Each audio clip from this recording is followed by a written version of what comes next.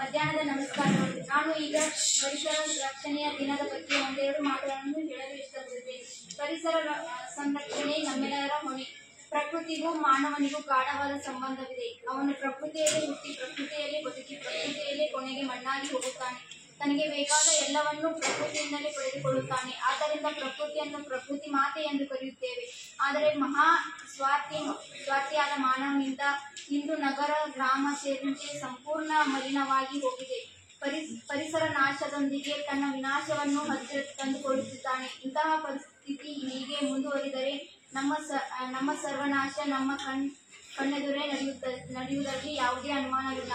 ಇದು ನಡೆಯಬಾರದು. ವಿದ್ಯಾರ್ಥಿಗಳಾದ ನಾವು ಪರಿಸರ ಸಂರಕ್ಷಣೆ ಮಹೋತ್ಸವ ಕಾರ್ಯದಲ್ಲಿ ಬಹುಮುಖ್ಯ ಪಾತ್ರವನ್ನು ವಹಿಸಬೇಕು. ನಿಸರ್ಗದ ಜೊತೆಗೆ ಬೆರೆತು ಬಾಳಿದರೆ ಪರಿಸರದ ಮೇಲೆ ದುಷ್ಪರಿಣಾಮವು ಬೀರುವ ಪರಿಸರದ ಉಳಿವಿಗೆ ಪೂರಕವಾಗುವ ವಿಷಯಗಳು ನಮ್ಮ ಸಾಮಾನ್ಯ ಜ್ಞಾನ ತಾನಾಗಿಯೇ ಬೆಳೆಯುತ್ತದೆ. ಇದಕ್ಕೆ ಮಾಡಬೇಕಾದದ್ದು ಇಷ್ಟೇ: ನಮ್ಮ ಮನೆ, ಶಾಲೆ ಸೇರಿದಂತೆ ಸುತ್ತಲೂ ಗಿಡ ಮರಗಳನ್ನು ನೆಡುವುದು, ಪರಿಸರವು ಮಲಿನವಾಗದಂತೆ ಸ್ವಚ್ಛವಾಗಿಟ್ಟುಕೊಳ್ಳಬೇಕು.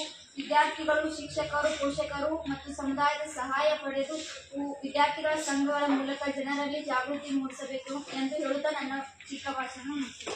ಪುರಾತನ ಇತಿಹಾಸ, ಅರಣ್ಯ, ಭೌಗೋಳಿಕ ವೈವಿಧ್ಯಮಯ ಜನ ಸಮುದಾಯ, ವಿಭಿನ್ನ ಸಂಪ್ರದಾಯಗಳು ಮತ್ತು ಆಚರಣೆಗಳು, ಪ್ರಾಚೀನ ಪರಂಪರೆ ಹಾಗೂ ನೆರೆಹೊರೆಯ ರಾಷ್ಟ್ರಗಳ ಪ್ರಭಾವಗಳು ಭಾರತೀಯ ಸಂಸ್ಕೃತಿಯನ್ನು ರೂಪಿಸಿದೆ. ಸಿಂಧೂ ಕಣಿವೆ ನಾಗರಿಕತೆಯಿಂದ ಆರಂಭಗೊಂಡ ಭಾರತೀಯ ಸಂಸ್ಕೃತಿ ವೇದಗಳ ಕಾಲದಲ್ಲಿ ಅಸಾಧಾರಣ ವಿಕಸನ ಕಂಡಿತು. ಇದಾದ ನಂತರ ಬೌದ್ಧ ಧರ್ಮ ಉನ್ನತ ಮತ್ತು ಅವನತಿ, ಸುವರ್ಣಯುಗ, ಮುಸ್ಲಿಂ ಆಳ್ವಿಕೆಯ ಭಾರತ ಅಧೀನವಾದುದು ಹಾಗೂ ಯುರೋಪಿಯನ್ನರು ವಸಾಹತು ಆಳ್ವಿಕೆಯ ಸಂದರ್ಭದಲ್ಲಿ ಈ ವಿಕಸನ ಮತ್ತಷ್ಟು ವೈವಿಧ್ಯಮಯವಾಯಿತು. ಭಾರತದ ಶ್ರೇಷ್ಠ ಧಾರ್ಮಿಕ ಆಚರಣೆಗೆ ಭಾಷೆಗಳು, ಪದ್ಧತಿ ಮತ್ತು ಸಂಪ್ರದಾಯಗಳ ಕಳೆದ 5,000 ವರ್ಷಗಳಿಂದ ಇದರ ಅನನ್ಯತೆಗಳನ್ನು ಸಾಕ್ಷಿಯಾಗಿವೆ. ವಿವಿಧ ಧರ್ಮಗಳು ಮತ್ತು ಸಂಪ್ರದಾಯಗಳ ಸಂಯೋಜನೆಯಾಗಿದೆ. ಭಾರತೀಯ ಸಂಸ್ಕೃತಿ ವಿಶ್ವದ ಇನ್ನಿತರ ಸಂಸ್ಕೃತಿಗೆ ಮೇಲೂ ತನ್ನ ಪ್ರಭಾವ ಬೀರಿದೆ. ಭಾರತ ಶಾಸ್ತ್ರೀಯ ಭಾಷೆಯಾಗಿದೆ. ಸಂಸ್ಕೃತ ಭಾಷೆಯು ಭಾರತದಲ್ಲಿ ಸಂಸ್ಕೃತ ಒಂದಾಗಿದೆ. ಹಿಂದೂ, ಬೌದ್ಧ, ಜೈನ ಧರ್ಮದ ಪಾರಂಪರಿಕ ಭಾಷೆಯಾಗಿದೆ. ಇದು ಎಲ್ಲ ಭಾಷೆಗಳಿಗೆ ಜನನೀಯ. ಸಂಸ್ಕೃತಿ ಒಂದು ಗುಣವಾಚಕವಾಗಿದೆ. ಒಬ್ಬ ವ್ಯಕ್ತಿಯು ಮಾನಸಿಕವಾಗಿ, ಬೌದ್ಧಿಕವಾಗಿ ನಿಷ್ಠಾವಂತನಾಗಿ, ಸುವರ್ಣಗಣವಾಗಿ ಸಂಪನ್ನನಾಗಲು ಸಂಸ್ಕೃತಿ ಬೇಕೇ ಬೇಕು. ಸಂಸ್ಕೃತಿ ಅಡಗಿದೆ.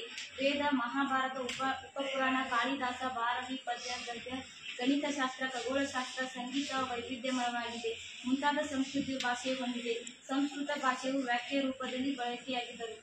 ಸಂಸ್ಕೃತಿಯು ಭಾಷೆಯ ಪದಗಳು ಭಾರತದ ಎಲ್ಲ ಭಾಷೆಗಳಲ್ಲಿ ಹಾಸುಹೊಕ್ಕಾಗಿದೆ. ಲ್ಯಾಟಿನ್ಗಿಂತ ಹೆಚ್ಚು ವ್ಯಾಪಕವಾದ, ಗ್ರೀಕ್ ಭಾಷೆಗಿಂತ ಪೂರಕವಾದ ಸಂಸ್ಕೃತಿ ಭಾಷೆಯು ಮಹತ್ವವಾಗಿದೆ. ಇಷ್ಟು ಹೇಳಿ ನನ್ನ ಮಾತಿಗೆ ವಿರಾಮ ನೀಡುತ್ತೇನೆ. ಹಿಂದುಳಿದವರನ್ನು ದುರ್ಬಲ ವರ್ಗದವರು ಎಂದು ಕರೆಯುತ್ತಾರೆ. ಕೇರಳದ ನಾರಾಯಣಗುರು, ತಮಿಳುನಾಡಿನ ಶ್ರೀ ಪೆರಿಯಾರ್ ರಾಮಸ್ವಾಮಿ ನಾಯ್ಕರ್, ಗ್ವಾಲಿಯರಿನ ಮಹಾರಾಜ್ ಸಯ್ಯಾಜಿರಾವ್ ಗಾಯಕ್ವಾಡ್ ಮುಂತಾದವರು ದುರ್ಬಲ ವರ್ಗದವರಿಗಾಗಿ ಹೋರಾಟ ಮಾಡಿ ಅವರಿಗೆ ಬೆಂಬಲವನ್ನು ನೀಡಿದರು. ಕರ್ನಾಟಕಕ್ಕೆ ಸಂಬಂಧಿಸಿದಂತೆ ಮಹಾರಾಜ್ ನಾಲ್ವಡಿ ಕೃಷ್ಣರಾಜ ಒಡೆಯರ್ ರವರು, ಮಹಾರಾಷ್ಟ್ರದ ಕೊಲ್ಹಾಪುರ ಶಾಹು ಮಹಾರಾಜ್ ರವರು ಈ ದುರ್ಬಲ ವರ್ಗದವರಿಗೆ ಅಥವಾ ಹಿಂದುಳಿದ ವರ್ಗದವರಿಗೆ ಬೆಂಬಲವನ್ನು ನೀಡಿದರು. ದುರ್ಬಲ ವರ್ಗದವರು ಹಿಂದುಳಿಯಲು ಕಾರಣಗಳೇನೆಂದರೆ ಸಾಮಾಜಿಕ ತಾರತಮ್ಯ, ಆರ್ಥಿಕ ಶೋಷಣೆ, ಶೈಕ್ಷಣಿಕವಾಗಿ ಹಿಂದುಳಿದಿರುವಿಕೆ, ರಾಜಕೀಯ ಪ್ರಾತಿನಿಧ್ಯತೆ, ವಂಚನೆ ಈ ರೀತಿಯ ಮುಂತಾದ ಕಾರಣಗಳು ಕೂಡ ದುರ್ಬಲ ವರ್ಗದವರು ಹಿಂದುಳಿಯಲಿಕ್ಕೆ ಕಾರಣಗಳಾಗಿವೆ.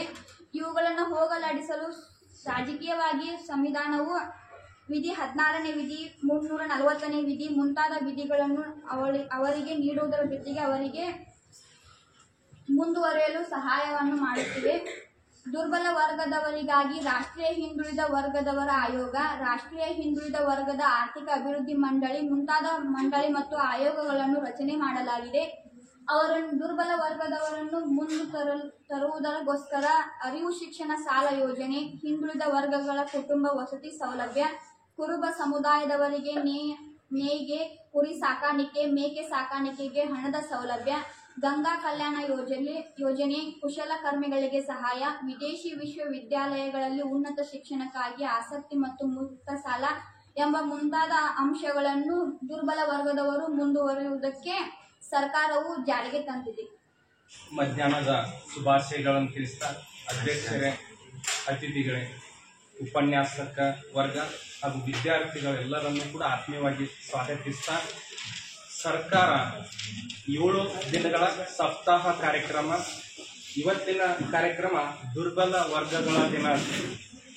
ದುರ್ಬಲ ವರ್ಗಗಳ ದಿನ. ದುರ್ಬಲರ ಅಂದ್ರೆ ಯಾರು ಅಂತ ಹೇಳಿ ಸರ್ ಕೂಡ ಅರ್ಥೈಸ್ತಕ್ಕಂಥ ಪ್ರಯತ್ನವನ್ನು ಮಾಡ್ರೆ. ಆಲ್ರೆಡಿ ಒಬ್ಬ ವಿದ್ಯಾರ್ಥಿನೂ ಕೂಡ ಅರ್ಥೈಸ್ತಕ್ಕಂಥ ಪ್ರಯತ್ನ ಮಾಡಿರ್ತಕ್ಕಂಥದ್ದು. ಆರ್ಥಿಕವಾಗಿ, ಸಾಮಾಜಿಕವಾಗಿ, ಸಾಂಸ್ಕೃತಿಕವಾಗಿ ಸೌಲಭ್ಯಗಳಿಂದ ವಂಚಿತರಾಗಿರ್ತಕ್ಕಂಥದ್ದು. ಈಗ ಆಲ್ರೆಡಿ ನೀವು ಇತಿಹಾಸದಲ್ಲಿ ಓದ್ತಾ ಇದ್ದಂಗೆ, ಇತಿಹಾಸ ಇರಬಹುದು, ಸಮಾಜಶಾಸ್ತ್ರ ಇರಬಹುದು, ರಾಜಶಾಸ್ತ್ರ ಇರಬಹುದು, ನೀವು ಓದ್ಕೊಂಡಾಗ ಕಂಡುಕೊಂಡಾಗ ಈ ವಿಷಯ ಸ್ವಲ್ಪ ಉಲ್ಲೇಖ ಇರ್ತಕ್ಕಂಥದ್ದನ್ನ ನಾವು ನೋಡ್ತಕ್ಕಂಥದ್ದು. ಇತಿಹಾಸಕ್ಕೆ ಸಂಬಂಧಪಟ್ಟಂಗೆ ಬಂದ್ರ ನಾವು ಪ್ರಾಚೀನ ವೈದಿಕ ಸಂಸ್ಕೃತಿಯಾಗಿ ಬಂದಿವತ್ತು ತಿಳ್ಕೊರಿ. ವರ್ಣ ಮತ್ತು ಆಶ್ರಮ ವ್ಯವಸ್ಥೆ ಅಂತ ಹೇಳಿ ಬರ್ತಾವ. ವರ್ಣ ಮತ್ತು ಆಶ್ರಮ ವ್ಯವಸ್ಥೆ.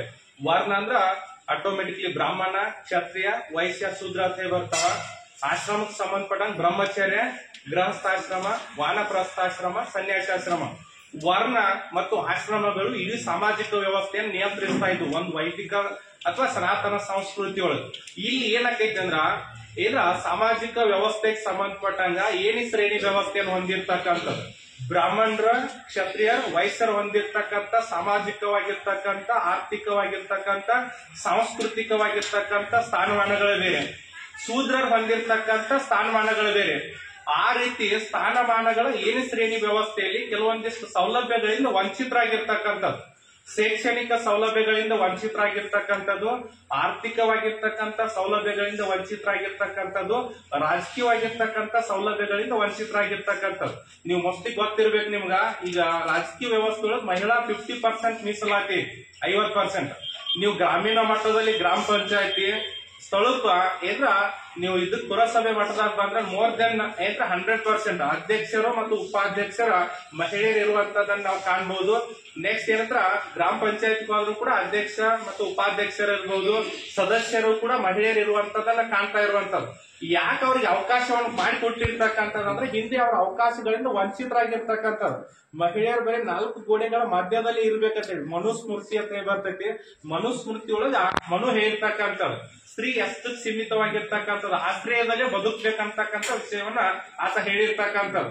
ಬಾಲ್ಯದಲ್ಲಿ ತಂದೆ ತಾಯಿಗಳ ಆಶ್ರಯದಲ್ಲಿ ಇರಬೇಕು, ಯೌವನದಲ್ಲಿ ಗಂಡನ ಆಶ್ರಯದಲ್ಲಿ ಇರ್ಬೇಕು, ಮುಪ್ಪಾವಸ್ಥೆಯೊಳಗ ಮಕ್ಕಳ ಆಶ್ರಯದಲ್ಲಿ ಇರ್ಬೇಕಂತ ಹಿಂಗ ಆಶ್ರಯದಲ್ಲಿ ಇರ್ಬೇಕನ್ನುವಂತ ಪರಿಸ್ಥಿತಿ ಅವ್ರನ್ನ ದುರ್ಬಲತೆಗೆ ತಂದಿರ್ತಕ್ಕಂಥದ್ದು. ಇದು ಮಹಿಳಾ ಮೀಸಲಾತಿಗೆ ಸಂಬಂಧಪಟ್ಟಂಗೆ ಬಂದಿವದ್ರ ಇನ್ ಮತ್ತು ಸೌಲಭ್ಯಗಳಿಂದ ವಂಚಿತರಾಗಿರ್ತಕ್ಕಂಥ ಶೂದ್ರ ವರ್ಗಕ್ಕೆ ಸೇರಿರ್ತಕ್ಕಂಥದ್ದು. ವಿಶೇಷವಾಗಿರ್ತಕ್ಕಂಥ SC ಮತ್ತು ST ಸಮುದಾಯಕ್ಕೆ ಸಂಬಂಧಪಟ್ಟಂಗ ಬಹಳಷ್ಟು ವರ್ಷಗಳ ಕಾಲ ಮೋಸ್ಟ್ಲಿ ನೀವು ಮಹಾನ್ ನಾಯಕ ಅಂತ ಹೇಳಿ ಅಂಬೇಡ್ಕರ್ ಸಂಬಂಧಪಟ್ಟಂಗ ಒಂದು ಸೀರಿಯಲ್ ಐತಿ, ನೀವು ಕಂಪ್ಲೀಟ್ ಅದನ್ನ ನೋಡಿರಿ ಅಂದ್ರ ಹಿಂದೆ ಶೂದ್ರ ವರ್ಗ ಸಾಮಾಜಿಕವಾಗಿರ್ತಕ್ಕಂಥ ವಂಚಿತರಾಗಿರ್ತಕ್ಕಂಥ ವರ್ಗದ ಸಂಪೂರ್ಣ ಚಿತ್ರಣವನ್ನ ಕಾಣಬಹುದು. ನಾವು ಏನ್ ವ್ಯವಸ್ಥೆ ಏನಿತ್ತು, ಸಾಮಾಜಿಕವಾಗಿರ್ತಕ್ಕಂಥ ವ್ಯವಸ್ಥೆ ಏನಿತ್ತು, ನೆಕ್ಸ್ಟ್ ಶೈಕ್ಷಣಿಕವಾಗಿರ್ತಕ್ಕಂಥ ವ್ಯವಸ್ಥೆ ಏನಿತ್ತು, ಆ ವ್ಯವಸ್ಥೆ ಇವತ್ ನೋಡಿ ಎಷ್ಟೋ ಸೌಲಭ್ಯಗಳು ಇರುವಂತದನ್ನ ನಮ್ಗೆ ಗೊತ್ತಿಲ್ಲ. ಮೋಸ್ಟ್ಲಿ SC ST ಗಳಿಗೆ ಪ್ರೋತ್ಸಾಹ ಧನ ಕೊಡುವಂತದ್ದು ಇರ್ಬೋದು. ನೆಕ್ಸ್ಟ್ ಕೆಲವೊಂದಿಷ್ಟು ವಸತಿ SC ST ಸಮುದಾಯಕ್ಕೆ ಸಂಬಂಧಪಟ್ಟಂಗ ಮೀಸಲಾತಿಗೆ ಸಂಬಂಧಪಟ್ಟಂಗ ಹಾಸ್ಟೆಲ್ ವ್ಯವಸ್ಥೆಗಳನ್ನು ಕೊಡುವಂತದ್ದು ಇರ್ಬೋದು. ಬಹಳ ವಿಶೇಷವಾಗಿರ್ತಕ್ಕಂಥ ಸರ್ಕಾರ ಅನುದಾನಗಳನ್ನು ಕೊಡ್ತಕ್ಕಂಥದ್ದು. ಆ ಏನ್ ಸೌಲಭ್ಯಗಳಿದಾವಲ್ಲ ಸೌಲಭ್ಯಗಳನ್ನ ಪಡೆದುಕೊಳ್ತಕ್ಕಂಥದ್ದು. ಮೋಸ್ಟ್ಲಿ ಇದೇಗ ಒಬ್ಬ ವಿದ್ಯಾರ್ಥಿ ಗಂಗಾ ಕಲ್ಯಾಣಕ್ಕೆ ಸಂಬಂಧಪಟ್ಟಂಗೆ ಕೆಲವೊಂದು ಪ್ರೋತ್ಸಾಹ ಧನಕ್ಕೆ ಸಂಬಂಧಪಟ್ಟಂಗೆ ನೋಡಿ, ಇದು ಅವೇರ್ನೆಸ್ ಅನ್ನು ಮೂಡಿಸ್ತಕ್ಕಂಥದ್ದು. ಯಾವಾಗ ನಾವು ಫೆಸಿಲಿಟಿ ಅದಾವ, ಸೌಲಭ್ಯಗಳು ಯಾವಾಗ ಅದಾವತ್ತು ಗೊತ್ತಾಕೈತಿ ಅವಾಗ ಕೇಳುವಂತ ಒಂದು ಸನ್ನಿವೇಶ ಸೃಷ್ಟಿ ಆಕೈತಿ. ಸೌಲಭ್ಯ ಇರುವಂತದ ನಮ್ಗೆ ಗೊತ್ತಿರದೆ ಹೋದಾಗ ಕೇಳುವಂತ ಸನ್ನಿವೇಶನ ಸೃಷ್ಟಿ ಆಗುದಿಲ್ಲ. ಐತಂದ ಕೇಳುವಂತ ಸನ್ನಿವೇಶವನ್ನು ನಾವು ನೋಡ್ತಕ್ಕಂಥದ್ದು. ಇವಾಗ ನೋಡ್ರಿ ಮೋರ್ ದೆನ್ ನೀವು ಮೋಸ್ಟ್ಲಿ SSLC ರಿಸಲ್ಟ್ ಬರ್ಲಿ, PUC ರಿಸಲ್ಟ್ ಬರ್ಲಿ, ವಿದ್ಯಾರ್ಥಿನಿಯರ ಮೇಲುಗೈ ಅಂತ ಹೇಳಿ ಕಾಣ್ತಕ್ಕಂಥದ್ದು. ಯಾಕೆ ಅಂತೀವಿ ಅಂದ್ರೆ ಕಲೀಲಿಕ್ಕೆ ಅವಕಾಶ ಐತಿ, ಕಲ್ತಿರ್ತಕ್ಕಂಥದ್ದು ಗುರಿಯನ್ನು ಸಾಧಿಸ್ತಕ್ಕಂಥದ್ದು. ಇವಾಗ ನೋಡಿ ಪ್ರತಿಯೊಂದು ಕ್ಷೇತ್ರದಲ್ಲಿ ನಾವು ಕಾಣ್ತಕ್ಕಂಥ ಅದಕ್ಕ SC ST ಸಮುದಾಯಕ್ಕೆ ಸಂಬಂಧಪಟ್ಟಾಗಿರ್ಬೋದು, ಸೌಲಭ್ಯಗಳಿಂದ ವಂಚಿತರಾಗಿರ್ತಕ್ಕಂಥದ್ದು ಇರ್ಬೋದು, ಇರುವಂತ ಕಾರ್ಯಕ್ರಮವನ್ನು ಅವೇರ್ನೆಸ್ ಮೂಡಿಸ್ತಕ್ಕಂಥದ್ದು. ಇವಾಗ ನೋಡ್ರಿ ಎಷ್ಟೋ ಜನರಿಗೆ ಭೂರಹಿತವಾಗಿರ್ತಕ್ಕಂಥದ್ದು ನಾವು ಹಿಂದುಳಿದ ವರ್ಗಕ್ಕೆ ಸಂಬಂಧಪಟ್ಟಂಗ ಜನವನ್ನು ನೋಡ್ತಕ್ಕಂಥದ್ದು. 1975 ಶ್ರೀಮತಿ ಇಂದಿರಾ ಗಾಂಧಿ ಅವ್ರ ಟೆಂಡೆನ್ಸಿ ಆಕ್ಟ್ ಅಂತ ಹೇಳಿ ಬರುತ್ತೆ, ಭೂಮಿಯನ್ನ ಉಳುವವನೇ ಭೂಮಿಯ ಒಡೆಯ ಅಂತ ಹೇಳಿ. ಅದ್ರಲ್ಲಿ ಎಷ್ಟೋ ಜನ ರೈತರ ಭೂರಹಿತವಾಗಿರ್ತಕ್ಕಂಥ ರೈತರ ಜಮೀನನ್ನು ಹೊಂದಿರ್ತಕ್ಕಂಥದ್ದು. ಹಿಂಗ ಕಂಪ್ಲೀಟ್ ಆಗಿರ್ತಕ್ಕಂಥ ಸೌಲಭ್ಯಗಳನ್ನ ಕೊಡ್ತಕ್ಕಂಥದ್ದು ನೋಡಿ. ಅದಕ್ಕೆ ಇರುವಂತ ಸೌಲಭ್ಯಕ್ಕೆ ಸಂಬಂಧಪಟ್ಟ ನಾವು ತಿಳಿತಾ ಹೋದ ತಿಳ್ಕೊರಿ ಫೆಸಿಲಿಟಿ ಸೌಲಭ್ಯಗಳನ್ನ ಪಡ್ಲಿಕ್ಕೆ ಅವಕಾಶ ಐತೆ. ಸೌಲಭ್ಯಗಳು ಏನದಾವ ಅನ್ನುವಂಥದ್ದು ನಮ್ಗೆ ತಿಳಿದೇ ಹೋದ ತಿಳ್ಕೊರಿ ಅದನ್ನ ಪಡಿತಕ್ಕಂಥ ಸನ್ನಿವೇಶ ದೂರ ಸಮಗ್ರವಾಗಿರ್ತಕ್ಕಂಥದ್ದು. ಅದಕ್ಕೆ ನೀವು ಮೋಸ್ಟ್ಲಿ ಸಂವಿಧಾನ ಅಸ್ತಿತ್ವಕ್ಕೆ ಬಂದ ನಂತರ ಮೋಸ್ಟ್ಲಿ ಪ್ರಿಯಾಂಬಲ್ ಅಂತ ಕೇಳ್ತಾರೆ. ಸಂವಿಧಾನದ ಪೂರ್ವ ಪೀಠಿಗೆ ಜಾತ್ಯತೀತ, ಸಮಾಜವಾದಿ, ಪ್ರಜಾಸತ್ತಾತ್ಮಕ, ಗಣರಾಜ್ಯ ಅಂತ ಬರುತ್ತೆ. ಬಹಳಷ್ಟು ಜನ ರಾಜಕೀಯ ವಿದ್ವಾಂಸರ ಸಂವಿಧಾನದ ಪೂರ್ವ ಪೀಠಿಕೆನ ಒಡವೆ ಅಂತ ಕೇಳ್ತಾರೆ. ಒಡವೆ ಅನ್ನುವಂಥದ್ದು ಇರ್ಬೋದು ಅಥವಾ ಕಿರೀಟ ಅನ್ನುವಂಥದ್ದು ಇರ್ಬೋದು. ಎಲ್ಲಾ ಜಾತಿ ಮತ ಎಲ್ಲರೂ ಸಮಾನರತೆ. ಮೋಸ್ಟ್ಲಿ ನೀವು ಸಮಾನತೆ ಹಕ್ಕುಗಳಿಗೆ ಸಂಬಂಧಪಟ್ಟಂಗೂ ಬರುತ್ತೆ. 14ನೇ ವಿಧಿ ಹಿಡ್ಕೊಂಡ 18ರವರೆಗೆ ಸಮಾನತೆ ಹಕ್ಕು ಇರ್ಬೋದು. ಶೈಕ್ಷಣಿಕವಾಗಿರ್ತಕ್ಕಂಥ ಸೌಲಭ್ಯಗಳಿರ್ಬೋದು. ಎಲ್ಲರನ್ನ ಕೊಟ್ಟು ಅಸಮಾನವಾಗಿರ್ತಕ್ಕಂಥ ಸಂಪನ್ಮೂಲಗಳ ಹಂಚಿಕೆಯನ್ನು ಸಮಾನ ಮಾಡ್ತಕ್ಕಂಥ ವ್ಯವಸ್ಥೆ ನೋಡಿ. ಇವತ್ತು ಸಮಾಜದಲ್ಲಿ ಇರ್ತಕ್ಕಂಥದ್ದು ಎಲ್ಲರೂ ಸಮಾನರಾಗಿರ್ಬೇಕಂತೆ. ಸರ್ಕಾರ ಆ ದೃಷ್ಟಿಯನ್ನು ಇಟ್ಕೊಂಡ ಎಷ್ಟು ಯೋಜನೆಗಳನ್ನ ಜಾರಿಗೆ ತಂದಿರ್ತಕ್ಕಂಥದ್ದು ನೀವು ನೋಡ್ರಿ. ಈಗ ಮೋಸ್ಟ್ಲಿ SC/ST ಸಮುದಾಯಕ್ಕೆ ಸಂಬಂಧಪಟ್ಟಾಗ ಎಷ್ಟು ಫೆಸಿಲಿಟಿ ಇದಾವ ಅಂದ್ರೆ, ನೀವು ಹೈಯರ್ ಎಜುಕೇಶನ್ ಕದು ಹೋದ ಮ್ಯಾಕ್ಸಿಮಮ್ ಫೆಸಿಲಿಟಿ ಬುಕ್ಸ್ ಇರ್ಬೋದ. ನೆಕ್ಸ್ಟ್ ಎಂತ ಇದಕ್ಕೆ ಸಂಬಂಧಪಟ್ಟ ಟ್ಯೂಷನ್ ಫೀನು ಕೂಡ ಇಲ್ಲ. ಎಲ್ಲಾ ಫೆಸಿಲಿಟಿಗಳನ್ನ ಕೊಡುವಂತದ್ದು. ಅದಕ್ಕೆ ಆ ಸೌಲಭ್ಯಗಳ ಬಗ್ಗೆ ಅರಿವಾಗ್ಲಿ, ಅವುಗಳನ್ನ ಪಡೆದುಕೊಳ್ಳುವಂತದ್ದಾಗ್ಲಿ ಬಹಳಷ್ಟು ಜನ ಏನ್ರಿ ಪಡೆದುಕೊಂಡ ಉನ್ನತವಾಗಿರ್ತಕ್ಕಂಥ ಸ್ಥಾನವನ್ನ ಹೊಂದಿ ಅಂತೇಳಿ ಇವಾಗ ಹೊಂದಿಕ್ ಅವಕಾಶ ಐತೆ ಅಂದ್ರೆ ಅದನ್ನ ತಿಳ್ಕೊಂಡಾಗ ಏನ್ರ ಹೊಂದಿಕ್ ಅವಕಾಶ ಐತಿ. ಅದಕ್ಕೆ ತಿಳಿಸ್ಕೊಡ್ತಕ್ಕಂಥ ವ್ಯವಸ್ಥೆ ಆಗ್ಬೇಕಂತೇಳಿ ಅದಕ್ಕೆ ಪ್ರತಿಯೊಂದು ಏನ್ರ ದಿನದಲ್ಲಿ ಪ್ರತಿಯೊಂದು ವಿಶೇಷತೆಗೆ ಸಂಬಂಧಪಟ್ಟಾಗ ಈಗ ಆಲ್ರೆಡಿ ಪರಿಸರಕ್ಕೆ ಸಂಬಂಧಪಟ್ಟಂಗ ಮಾತಾಡ್ಯಾರ, ಸಂಸ್ಕೃತಿಗೆ ಸಂಬಂಧಪಟ್ಟಂಗ ಕೂಡ ಮಾತಾಡಿರ್ತಕ್ಕಂಥದ್ದು. ಹಿಂದ್ಗಡೆ ಭಾಷಾ ಸೌಹಾರ್ದತೆ ಇರ್ಬೋದು, ಅಂತಾರಾಷ್ಟ್ರೀಯ ಐಕ್ಯತೆಗೆ ಸಂಬಂಧಪಟ್ಟಂಗಿರ್ಬೋದು, ಬಹಳಷ್ಟು ಜಾತಿ ಮತಕ್ಕೆ ಸಂಬಂಧಪಟ್ಟ ಹಿಂಗ ಸಂಪೂರ್ಣವಾಗಿರ್ತಕ್ಕಂಥದ್ದು ಒಂದು ಅವೇರ್ನೆಸ್ ಅನ್ನು ಮೂಡಿಸ್ತಕ್ಕಂಥದ್ದು ಈ ಕಾರ್ಯಕ್ರಮದ ಉದ್ದೇಶ. ಅದರ ಉದ್ದೇಶವನ್ನ ಸದುದ್ದೇಶ ಇಟ್ಕೊಂಡ ಅದು ಸಫಲತೆಯನ್ನು ಹೊಂದಲಿ ಅನ್ನುವಂತ ಆಶಾಭಾವನೆಯೊಂದಿಗೆ ನನ್ನ 2 ಮಾತುಗಳನ್ನು ಮುಗಿಸ್ತಾರೆ. ಜೈ ವಿದ್ಯಾರ್ಥಿಗಳು, ಇವತ್ತಿನ 4ನೇ ದಿನದ ಮುಖ್ಯ ವಿಷಯ ದುರ್ಬಲ ವರ್ಗದವರ ದಿನ. ದುರ್ಬಲ ವರ್ಗದವರು ಅಂದ್ರೆ ಯಾರ? ವಿಶೇಷವಾಗಿ ದುರ್ಬಲ ವರ್ಗದವರ ಸೊಸಲಗಿ ಅಲ್ಲಿ ಬರುತ್ತೆ. ನಮ್ಮ ಅಕೌಂಟೆನ್ಸಿ ಒಳಗೆ ಬರೋದು ವಿಶೇಷ ಕಡಿಮೆ. ಆದರೂ ತಿಳಿದ ಮಟ್ಟಿಗೆ ದುರ್ಬಲ ವರ್ಗದವರು ಅಂದ್ರೆ ಆರ್ಥಿಕವಾಗಿ ಕಡಿಮೆ ಅವರ ದುರ್ಬಲರ ಅಂತ ನಾ ತಿಳ್ಕೊಂಡೆ. ಆರ್ಥಿಕವಾಗಿ ಸಬಲರಾದರು ಅಂತಂದ್ರೆ ತಿಳ್ಕೊರೆ ಅವ್ರಿಗೆ ದುರ್ಬಲರತ್ತ ಅನ್ನಕ್ಕಾಗೋದಿಲ್ಲ. ಅದಕ್ಕೆ ನಮ್ಮ ದೇಶದಲ್ಲಿ ಸಾಕಷ್ಟು ಜಾತೀಯತೆಗಳದಾವ. ಜಾತಿಯಿಂದನೂ ಕೂಡ ಹಿಂದುಳಿದಿರೋದ್ರ ಅವ್ರದ್ದು ಏನಕ್ಕೈತಿ ತುಳಿತಕ್ಕೆ ಒಳಗಾಗಿರ್ತಾರ. ಅಂತ ವ್ಯಕ್ತಿಗಳನ್ನ ಏನ್ ಮಾಡಿದ್ರೆ ಆರ್ಥಿಕ ಸೌಲಭ್ಯಗಳನ್ನ ಕೊಡೋದು. ಆರ್ಥಿಕ ಸೌಲಭ್ಯಗಳು ಕೊಟ್ಟಾಗ ಆರ್ಥಿಕವಾಗಿ ಸಬಲರಾದ್ರ ಆಟೋಮೆಟಿಕ್ ಅವ್ರೇನಕ್ಕೈತಿ ಏಳಿ ಮಾಡೋ ಅವರ ದುರ್ಬಲತೆಯನ್ನ ಕಡಿಮೆ ಮಾಡ್ತಾರ. ಸಮಾಜದಲ್ಲಿ ಏನಂಬುದರೆ ಒಂದು ಏಕತೆಯನ್ನ ಸ್ಥಾಪಿಸಬಹುದು ಉದ್ದೇಶದಿಂದ ದುರ್ಬಲ ವರ್ಗದವರನ್ನ ಯಾವ ರೀತಿ ಅವ್ರ ಸೌಲಭ್ಯಗಳು ಯಾವ ರೀತಿ ಪಡ್ಕೋಬೇಕು, ಯಾವ ರೀತಿ ಮಾಡಬೇಕು. ಈಗಿಂದ ನಿಮಗೆ ಈ ಹಂತದೊಳಗೆ ಯಾವ್ರೆ ಈ ಕಲಿಕೆ ಹಂತದೊಳಗನ ನಿಮ್ಗೆ ಆ ವಿಚಾರಗಳನ್ನ ಹೇಳಿದಾಗ ನೀವು ಜಾಗೃತರಾಗಿರೋದ್ರ ನೀವು ಏನು ಮಾಡ್ಬೋದ್ರೆ ಆ ದುರ್ಬಲ ವರ್ಗದವ್ರಿಗೆ ಆಗತಕ್ಕಂಥ ಶೋಷಣೆಗಳನ್ನ, ಅವ್ರಿಗೆ ಆಗತಕ್ಕಂಥ ಅನ್ಯಾಯಗಳನ್ನ ಏನು ಮಾಡಿದ್ರೆ ಕಂಡುಕೊಂಡಿರೋದ್ರ ಅವುಗಳನ್ನ ಪ್ರತಿಭಟಿಸಬಹುದು. ನಮ್ಮ ದೇಶದಲ್ಲಿ ಆಗ್ತಕ್ಕಂಥವೆಲ್ಲ ಸಮಸ್ಯೆಗಳನ್ನ ಹೋಗಲಾಡಿಸಿ ಏನು ಮಾಡಿದ್ರೆ ದೇಶವನ್ನ ಶಾಂತತೆಯನ್ನು ಕಾಪಾಡಿಕೊಳ್ಳಕ್ಕೆ ಸಾಧ್ಯ ಆಗ್ತಕ್ಕಂಥ ಸಉದ್ದೇಶವನ್ನ ಇಟ್ಟುಕೊಂಡ ನಿಮ್ಮಲ್ಲಿನ ಅರಿವು ಮೂಡಿಸ್ತಕ್ಕಂಥ ಸಪ್ತಾಹ ಅಂದ್ರೆ 7 ದಿನಗಳ ಕಾರ್ಯಕ್ರಮ.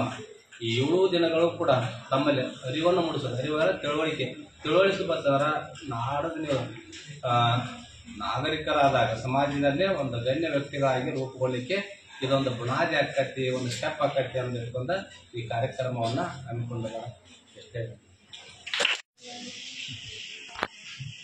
ಒಂದ್ ಕಡೆಗೆ ಹೇಳ್ತಾರೋ ಹೊಟ್ಟೆ ತುಂಬಿದ ಮೇಲೆ ಹುಗ್ಗಿ ಮುಳುಮುಳು ಅನ್ಸತಿ.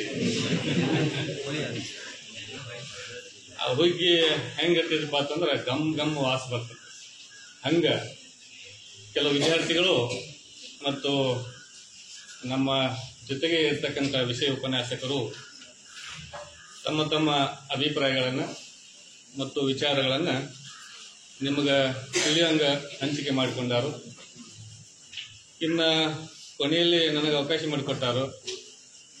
ಈ ಕಾರ್ಯಕ್ರಮ ಇದೇ ವಿಷಯಕ್ಕೆ ಸಂಬಂಧಪಟ್ಟೈತಿ ಅನ್ನೋದು ನನಗೆ ಯಾವಾಗ ಗೊತ್ತಾಗ್ತದೆ ಮೇಡಮ್ ಹೇಳಿದಾಗ, ಸರ್ ಇವತ್ತು ಕಾರ್ಯಕ್ರಮ ಐತ್ರಿ, ಈ ವಿಷಯ ಐತ್ರಿ ಅಂತ ಹೇಳಿದ್ರು.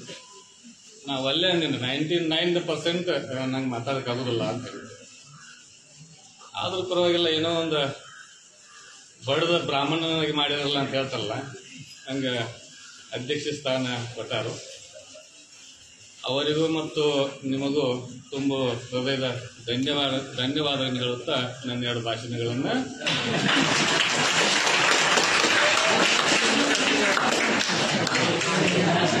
ಕಸ ಎಬ್ಬಿಸ್ಬೇಕಂದ್ರೆ ಚಪ್ಪಲಿ ಜೋಲಿ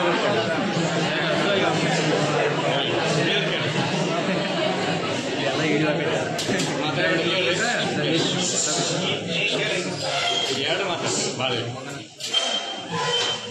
ವಿಷಯ ಈಗಾಗಲೇ ನೀವು ಎಲ್ಲರೂ ಕೇಳಿದ್ರಿ, ಎಲ್ಲರೂ ತಿಳ್ಕೊಂಡಿರಿ. ಅದಕ್ಕಿಂತ ಬೇರೆ ಏನು ಹೇಳಬೇಕಾಗಿಲ್ಲ. ನಿಮ್ಮನ್ನ ಪರೀಕ್ಷೆ ಮಾಡಲಿಕ್ಕೆ ಒಂದು ವಡಪ ಹೇಳ್ತೀನಿ ನಾನು. PUC ಫಸ್ಟ್ ಇಯರ್ ಆರ್ಟ್ಸ್ದವ್ರು ಏನಾದ್ರು ಬಂದಿದ್ರು ಅವ್ರು ತುಂಬಿರ್ಬೇಕು.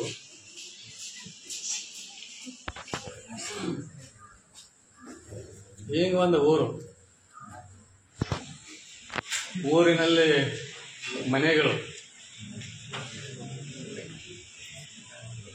ಮನೆಗಳಲ್ಲಿ ಕುಟುಂಬಗಳಲ್ಲಿ ಒಬ್ಬ ಹಿರಿಯ ವ್ಯಕ್ತಿ ತನ್ನ ಮನೆಯ ಮುಂದೆ ಕಟ್ಟಿ ಮೇಲೆ ಕುಳಿತಿರ್ತಾನು. ಆ ಕಡೆಯಿಂದ ಒಬ್ಬ ವ್ಯಕ್ತಿ ಬರ್ತಾನು. ಬಾಡಿಗೆ ಮನೆ ಕೊಡ್ತೀರಿ ಅಂತ ಕೇಳ್ತಾನು. ಈ ಕಡೆ ಒಬ್ಬ ಬರ್ತಾನು, ಸ್ವಲ್ಪ ಹಾಲು ಕೊಡ್ತೀರಿ ಅಂತ ಕೇಳ್ತಾನು. ಇಬ್ಬರಿಗೂ ಒಂದೇ ಉತ್ತರ ಬರಬೇಕು. ಗೊತ್ತಿದ್ದಾರೆ ಅದು ಹೇಳ್ಬೇಡ್ರಿ, ನಕ್ಕೊಂತ ತುಂಬಿದ್ರಿ. ಈ ಕಡೆಯಿಂದ ಬರ್ತಾನು, ಬಾಡಿಗೆ ಮನೆ ಕೇಳ್ತಾನು. ಈ ಕಡೆಯಿಂದ ಬರ್ತಾರೋ, ಸ್ವಲ್ಪ ಹಾಲು ದಾನ್ ಕೊಡ್ರಿ ಅಂತ ಕೇಳ್ತಾನು. ಇಬ್ಬರಿಗೂ ಒಂದೇ ಉತ್ತರ.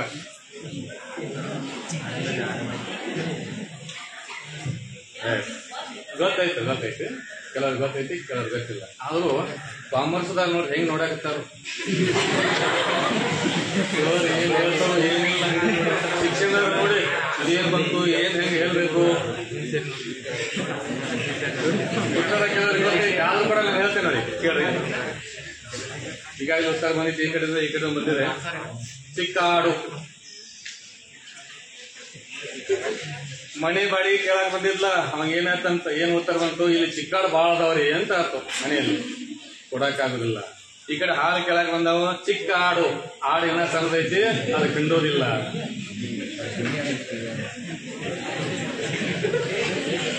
ಅದು ಕೊಡೋದಿಲ್ಲ.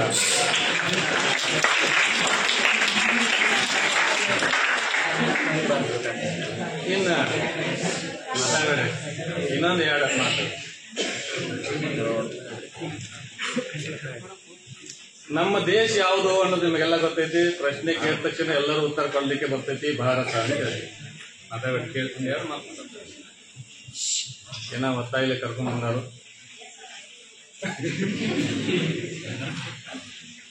ಭಾರತ ದೇಶ ತಮಗೆಲ್ಲ ಗೊತ್ತಿರುವ ಹಾಗೆ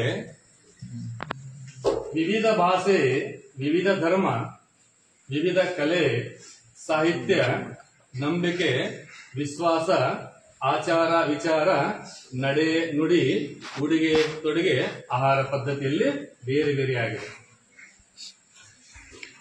ಇಂಥ ಬೇರೆ ಬೇರೆ ಆಗಿರ್ತಕ್ಕಂಥ ವ್ಯವಸ್ಥೆಯಲ್ಲಿ ಈ ಕಾರ್ಯಕ್ರಮ ಎಂತ ಕಾರ್ಯಕ್ರಮ ಇದು? ರಾಷ್ಟ್ರೀಯ ಭಾವೈಕ್ಯತೆ ಕಾರ್ಯಕ್ರಮ. ನಮ್ಮ ಭಾಷೆ ಬೇರೆ ಆಗಿರ್ಬೋದು, ಸಂಸ್ಕೃತಿ ಬೇರೆ ಆಗಿರ್ಬೋದು, ಕಲೆ ಬೇರೆ ಆಗಿರ್ಬೋದು, ಆಚಾರ ವಿಚಾರಗಳು ಬೇರೆ ಆಗಿರ್ಬೋದು, ನಡೆ ನುಡಿಗಳು ಬೇರೆ ಆಗಿರ್ಬೋದು, ಆಹಾರ ಪದ್ಧತಿ ಬೇರೆ ಆಗಿರ್ಬೋದು, ಬೇರೆ ಬೇರೆ ಬೇರೆ ಆದ್ರೂ ಕೂಡ ಅವೆಲ್ಲವನ್ನ ಬೇರೆ ಬೇರೆ ಏನಲ್ಲ, ಅವೆಲ್ಲವನ್ನ ಸೇರಿಸಿ ಒಂದು ಗಂಟನ್ನ ಕಟ್ಟಿ ಅದನ್ನ ಗೂಟಿಗೆ ಹಾಕೋದ್ರಿ. ಅದ್ರ ಬದಲಾಗಿ ಏನ್ ತರದ್ರಿ?